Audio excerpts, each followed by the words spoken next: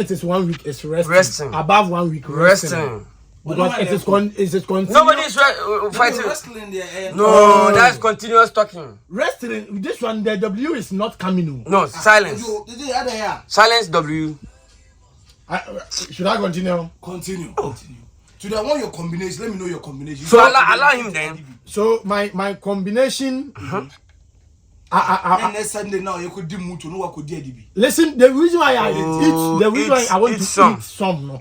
That's the English name for DB. Eat some is food that I used to break my fasting. Yes, when he's doing fasting. I don't know where you're fasting. No, I did it yesterday. Yesterday, so you want to break it from today. 12 a.m. to 4 a.m. 4 a.m. The midnight. That time. And when you're fasting. It's fasting. The person didn't eat. I am doing. Listen. The person I am didn't doing eat. my fasting. And I said my fasting is 12 a.m. to 4 a.m. What's your problem? The midnight. Oh. I wake up praying. Now fasting. Do you have days time for fasting? Oh, you're fasting. Fasting now. I was at I told you I didn't do something. And I was here from around it. 12 a.m. to you do something around it. 4 a.m. Yes. That's where I do my fasting. Why, so I want to ask you, do you have rules in fasting? In fasting, we have rules in fasting. So list the rules. You're fasting, cry and come will be empty. Now I tell you, I didn't fast. The thing you are talking right now. 12 a.m. to 4 a.m. You see? Yes. Yeah, do so fast. When you get today, I won't eat rice ball. Today, you know, no mutu. Eat rice ball or rice gun. Okay. So yes. This is what I want to eat. Yes, let's hear you. I will get. I want white. White. What is white?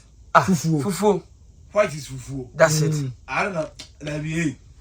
What is the fufu? Is not white. It's what? Fufu is what? Fufu is tree. Tree. No. English name for fufu is white. English name for fufu is white. Go and search. What is fufu? You can't be a fufu then. What is fufu? What is fufu? Fufu is not white. Hey, where do I shout at the fufu? Is it not white? White. So why are you? Why sir? Why your beef? So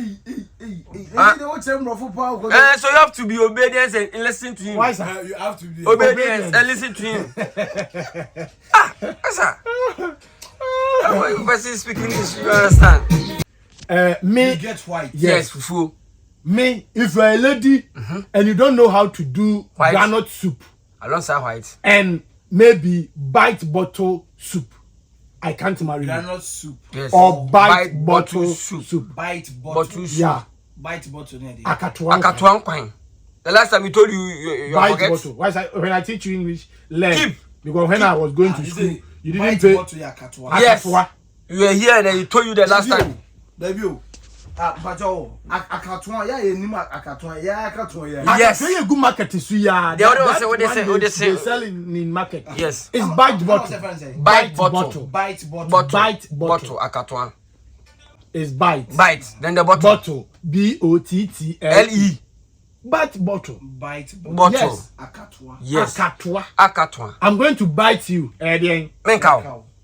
Okay. Akano. Yeri. Netwano. Etwane. No bottle. Bite bottle. I don't go bottle. Then you have to add with cocoyam leaves. Yes. Cocoyam leaves. Yes. Contumely.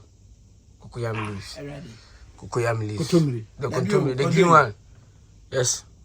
Contumely.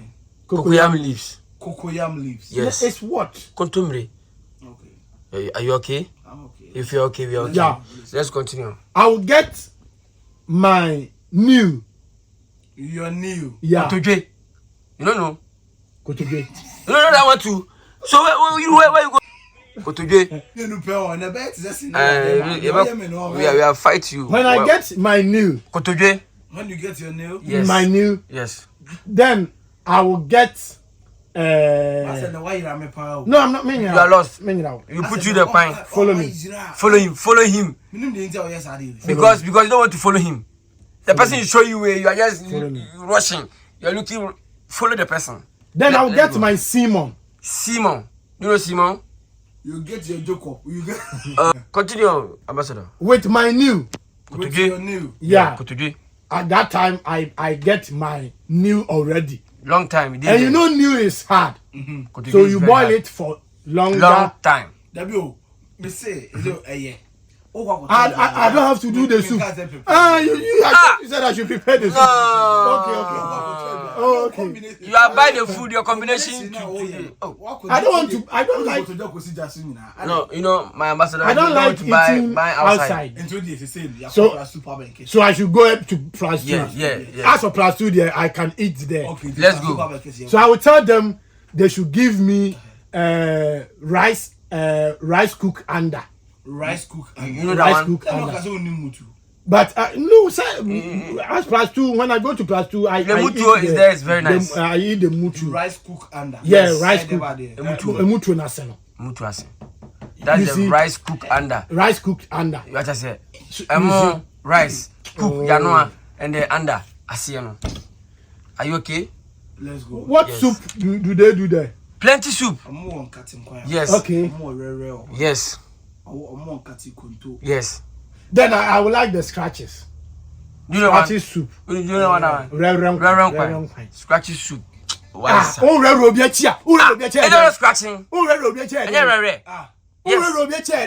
Scratching. Scratching soup. Reverend Quine scratching soup.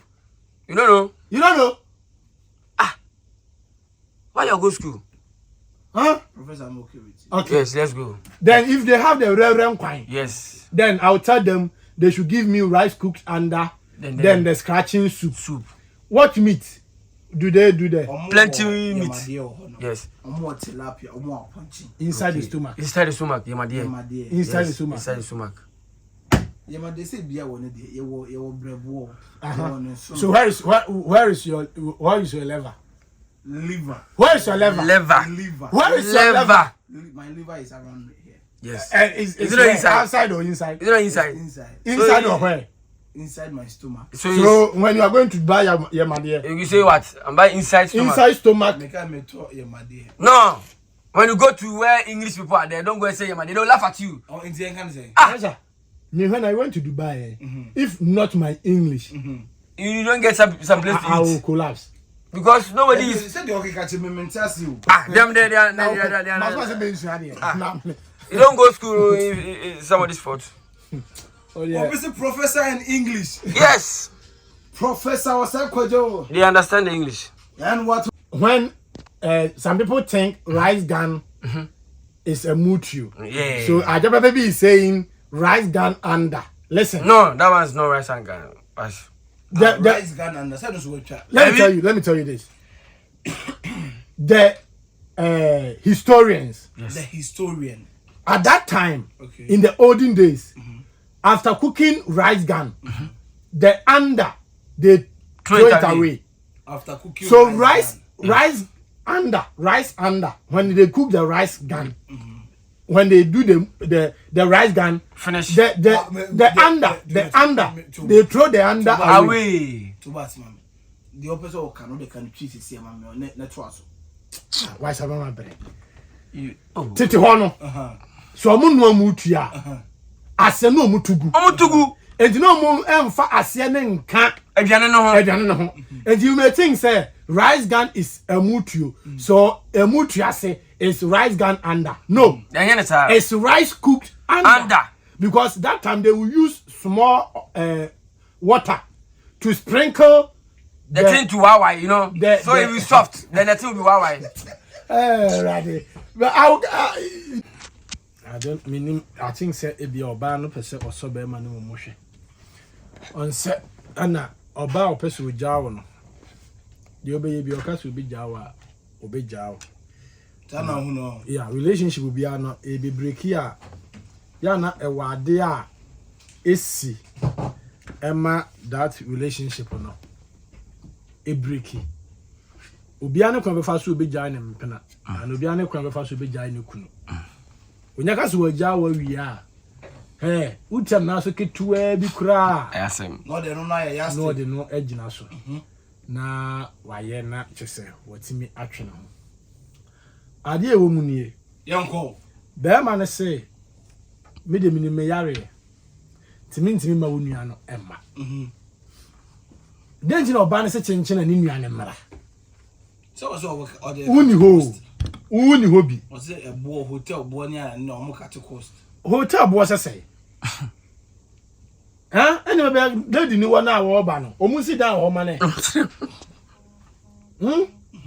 oh obia nim ne yare a odinam wiase okay ana enyu obia ne timi hye ne ho so ka kire mo te se enyimi ana me se sofu bi sabio sofu bi akofa oba bi a ya na me nhye dam blemu ni pi o nipa because obia ne ha wa on na kono sitie me pese me nua ba wo nchen ya bi odo yewu unu ande wo ba emwa me oyo ba me so me ye bema enya adwuma one ni nua ni besiesie ne ho ma bema na pie ana bema ni besiesie ne ho ma ni nua ba na pie ni nyina aye ne me wo so oba no o hwe oba no ni nua na aye plan say unu so my plan no bema ma se boy opemanti no ko ne nchen o yeso ne wo da ajo ho ne mfa mu ne mase sa na unu na we relationship no we die kumase ha so mfa se ni nua na ba bi ti se sofola kwa ada so adumanu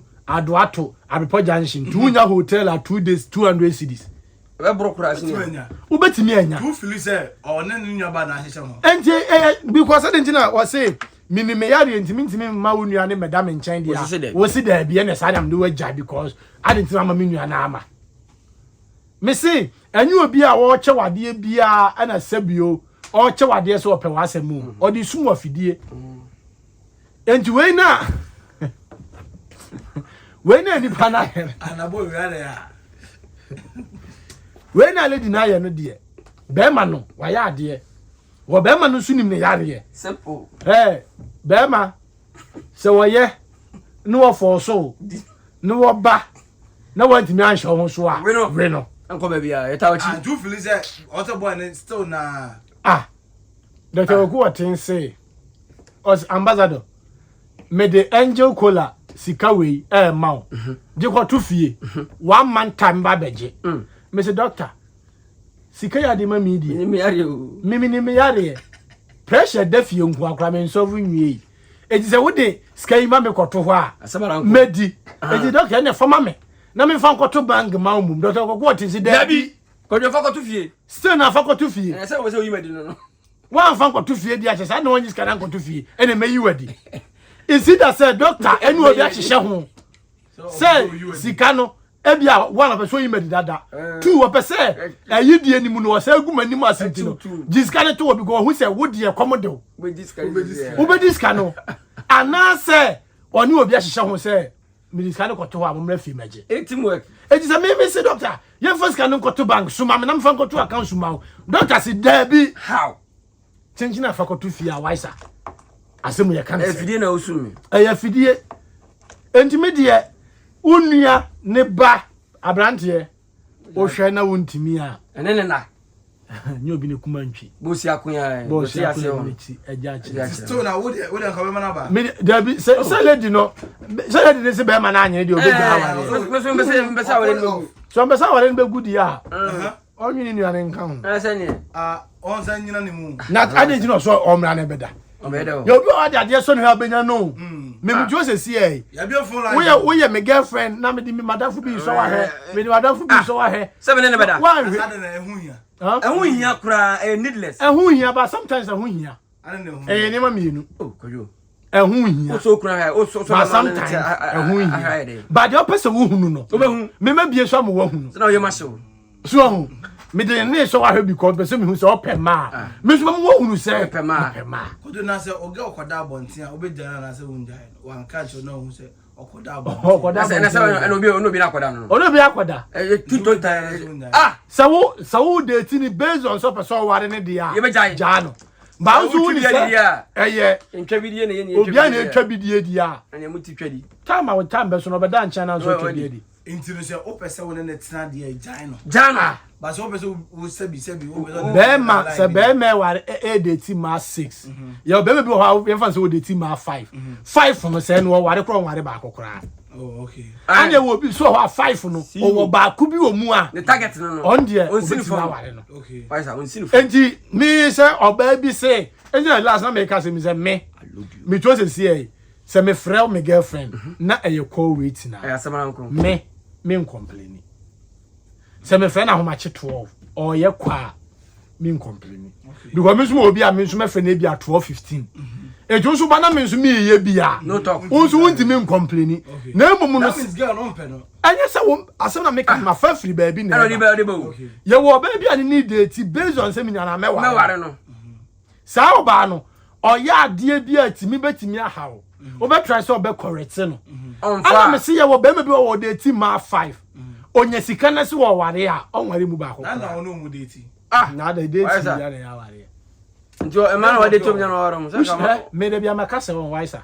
Enti a man su ban na obe rank o mo say we dey ni kwa say. Oh, sometimes o ka so be focus o suban a enyu obi me say we don't have 100% good man. Obi ani be and you 100% good woman. But can okra ni che nipa no. Why sir? Me to say ma me kan okra bi ncho. Ade ba ko ni say ma bi ni ma bi ti omo ho ase a kenye date no. Unu say senke ma bi ni ma bi ti omo ho ase say ebia watu moto ahia girl bi. But watu moto ka chen say ma me wo girlfriend. Ba me pe wa onti ase. Nti na nim no watu moto be ja na girl no. No about complication. Target nyan so person on the water. On the water we are treatment no emma bi. I'm going to my wife. And there wo ho. But once no kwasem ne say.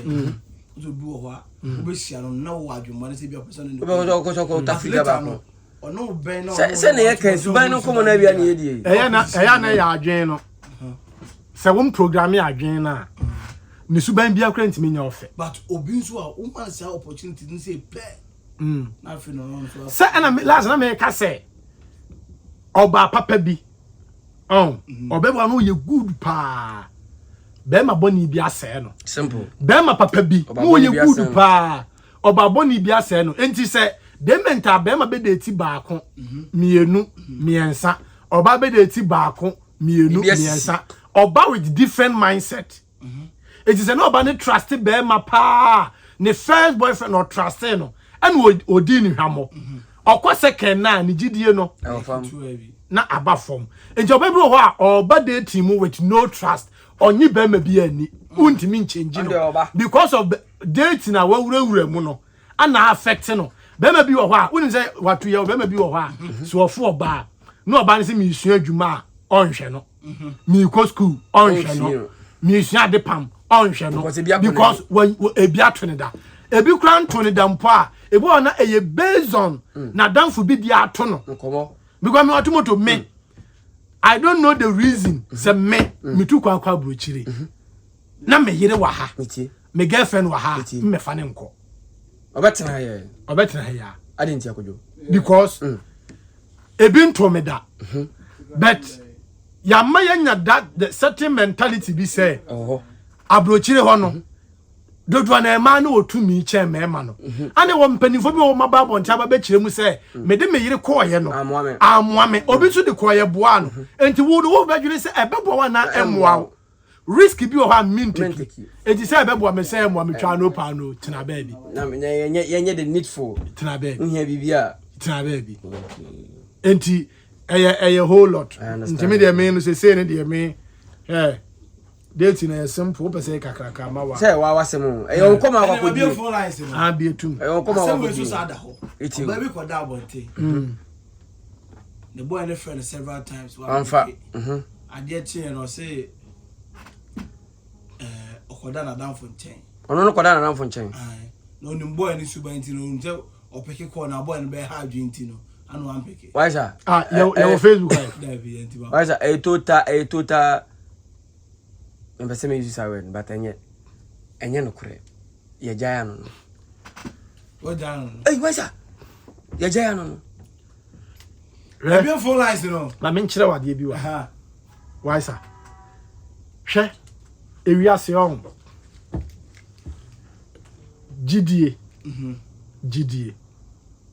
eba once etiko once GDA anything na obitimi jai ne girlfriend ne boyfriend na ndi na chi when him the reason adwena or the call first one mu no and I say adwena e manager nipa no oh die na okwa koshia no na enye hwe se wo girlfriend kwa koda baby na wo frɛ no na wanfa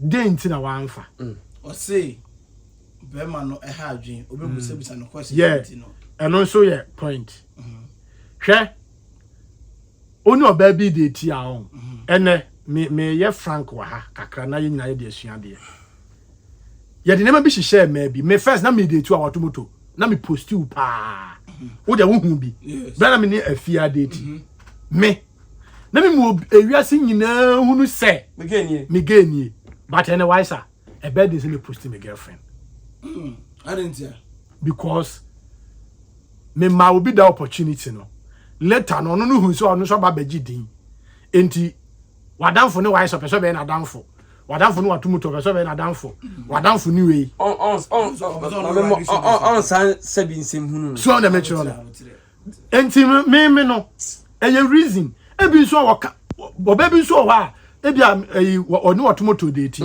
o watu ambassador ba be pemi o o ka kire wo no o react sesei enti afa no ntimi nka no kra nkire wo biem enti ne saade no eduo na obi mpo be pe na o ntimi nka nkire wo so na me kire no was wakaba kwa me say wise watomoto me lady bi ka kire me say so o ware wo na ne ka so o ma one cd kura on fama wo be bia show no yes enya me ka kire say no ye nyina ne ye bo extra time so show ye hu ne de na e bia wise at your boy extra time watomoto to your boy extra time the genuine love no ya kwasa ni baby asese nyomo me wise me jo sese no me sheda nyo baby ani sa o se me gidie wo mamu because my date obi a at the same time no ne ex from you nyina date enti me woni mi kasa enti me woni mi bedeti a enka wo pass nkere me so ka tell me say wise your boyfriend I don't want to hear that things o ka tell me say wise no wise your boyfriend na date atwam na me be hwe wise across social media no wa comment a yasamfro